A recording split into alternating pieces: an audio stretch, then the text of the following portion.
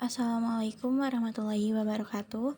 Perkenalkan, nama saya Ayu Wulandari dengan NIM akhir 077.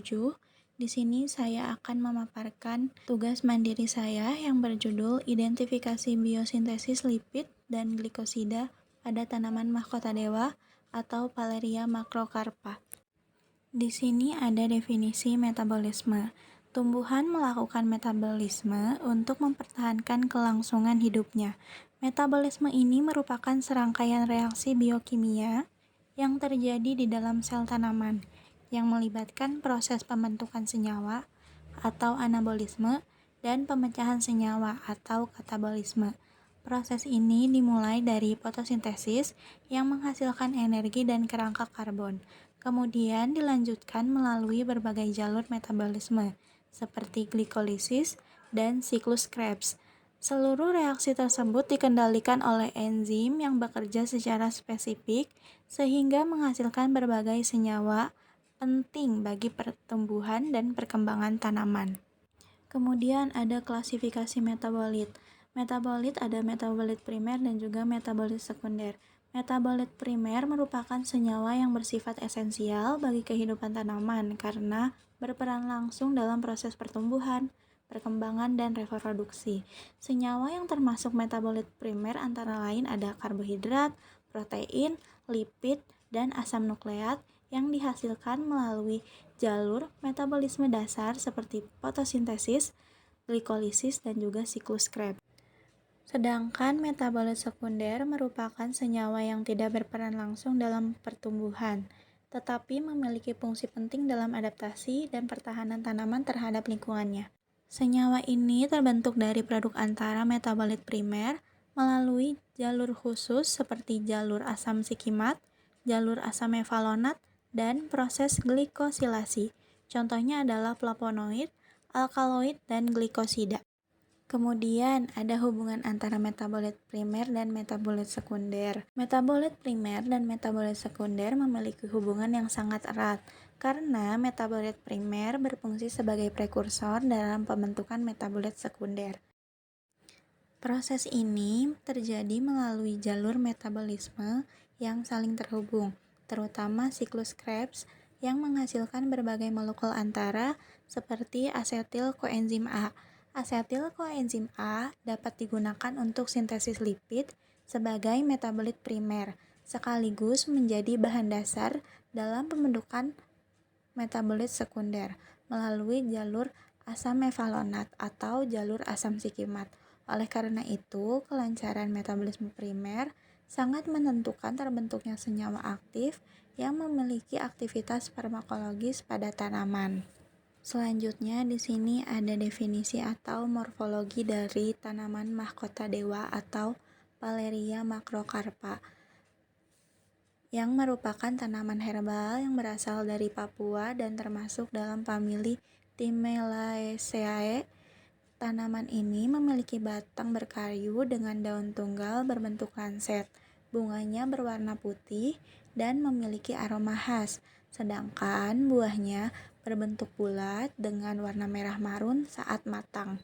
Bagian buah, khususnya bagian daging buah, merupakan bagian yang paling banyak dimanfaatkan karena mengandung berbagai senyawa aktif seperti flavonoid, saponin, dan glikosida yang berperan dalam aktivitas farmakologi tanaman ini. Selanjutnya ada biosintesis lipid pada tanaman mahkota dewa.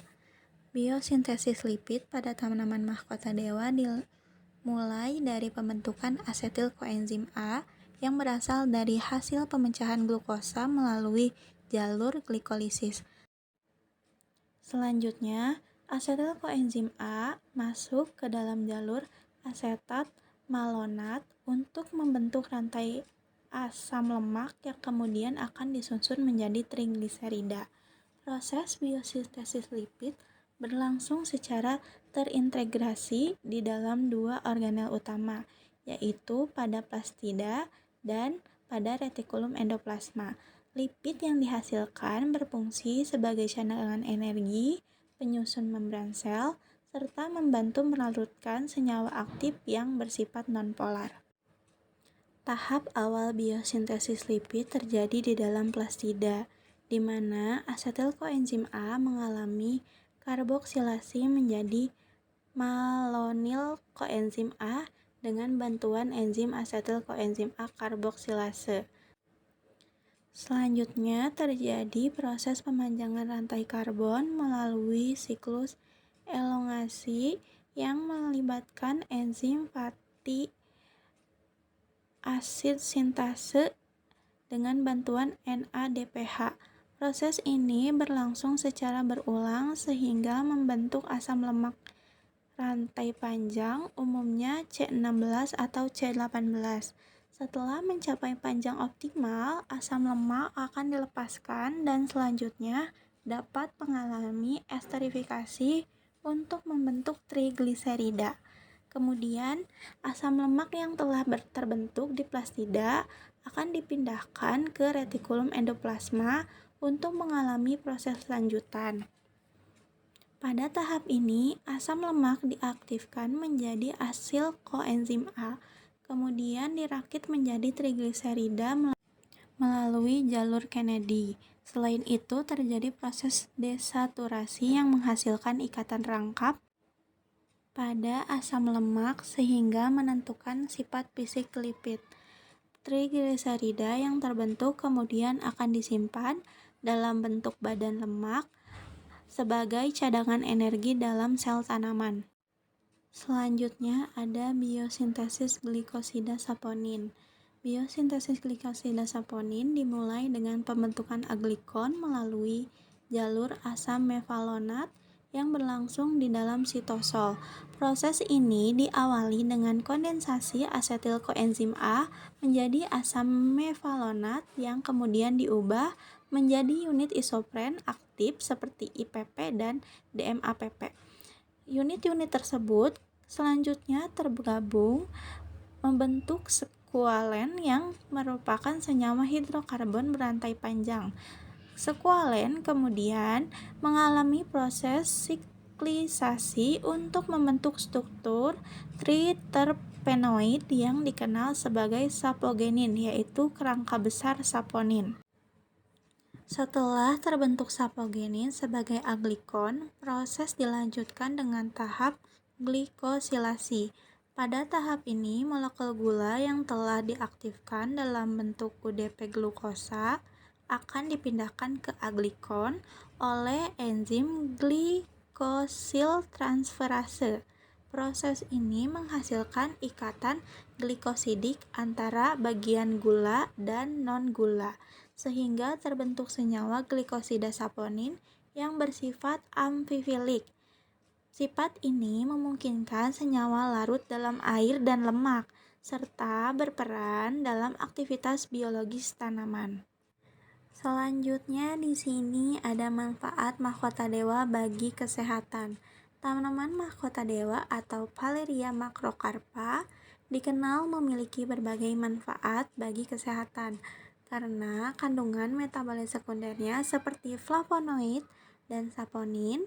Senyawa-senyawa tersebut memiliki peran sebagai zat aktif yang memiliki aktivitas farmakologis, sehingga banyak dimanfaatkan dalam pengobatan tradisional untuk membantu mengatasi berbagai penyakit.